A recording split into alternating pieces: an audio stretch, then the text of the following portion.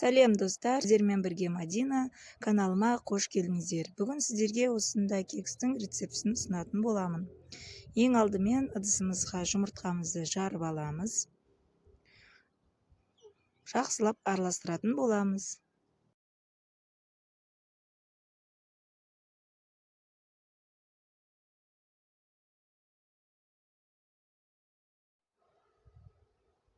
Құмшекерімізді салып, тағы да жақсылап араластырамыз.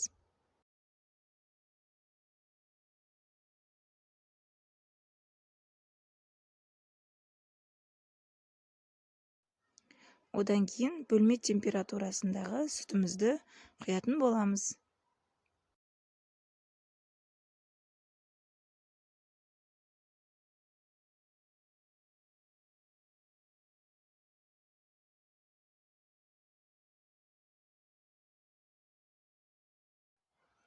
Жақсылап араластырғаннан кейін сары майымызды ертіп, тағы да араластыратын боламыз.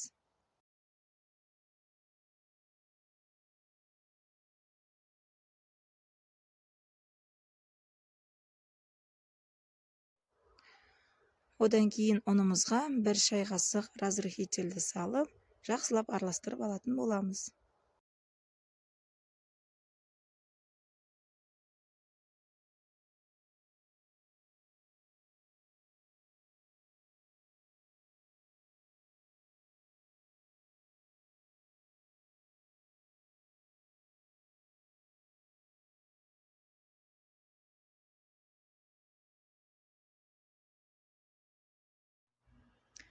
Жақсылап араластырып аламыз. Кексті мен осындай ыдыста пісіретін боламын.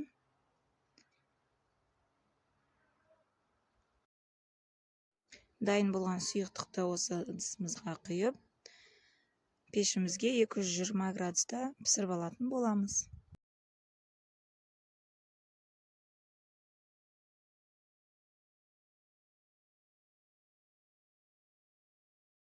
Рецептің толық мөлшерлемесін описание бөлімінде қалдыратын боламын.